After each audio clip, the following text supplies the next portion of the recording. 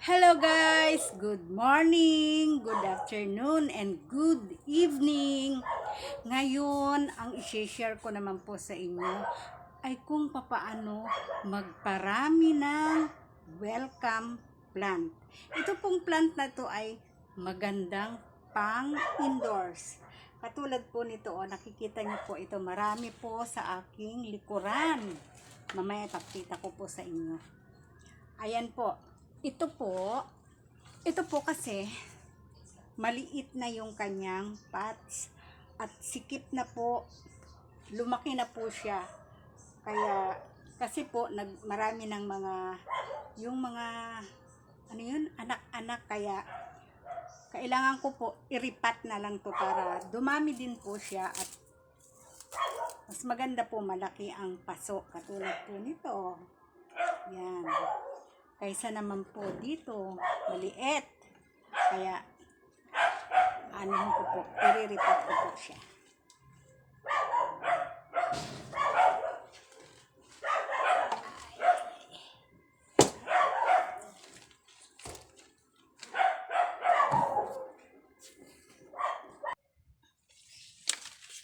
Kunin ko po dito, tatanggalin ko siya. Yan. Ganito po.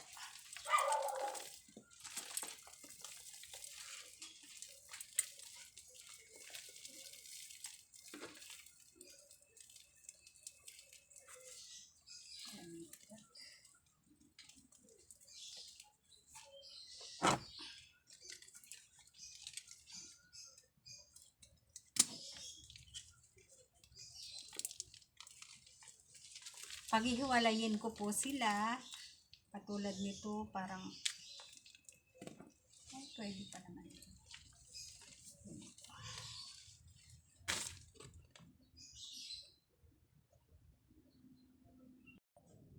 Tatanggalin ko po tong mga wala ng dahon.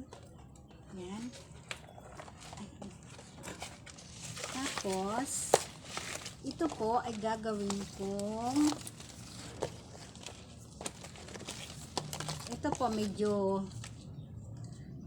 ikakat ko po dito. Ganito.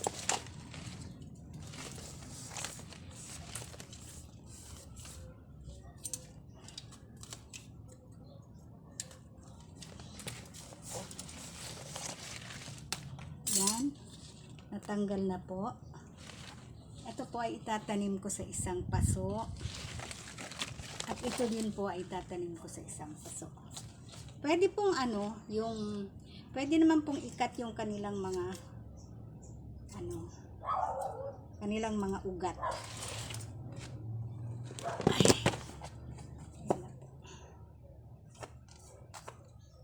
Ito po.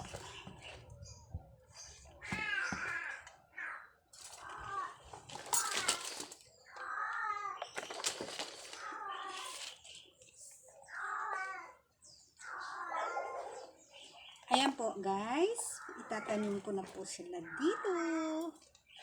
Maganda kasi yung malaki ang paso guys. Katulad po nito guys, oh. Malalaki ang paso.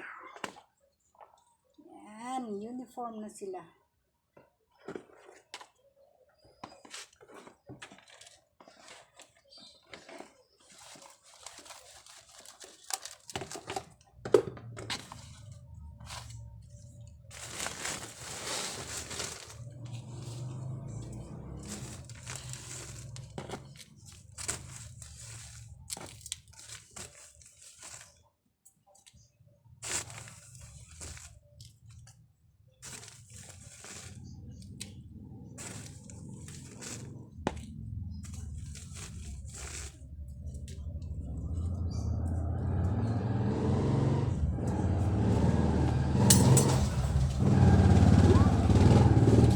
Tricycle.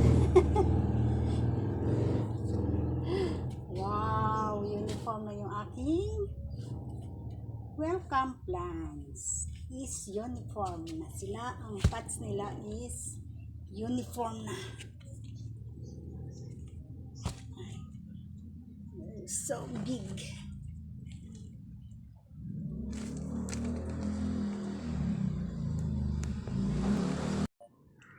Ayan guys, ang mga welcome plants ko. Yan. Dati po talaga isang pots lang yan hanggang sa ingay naman daming dumadaan.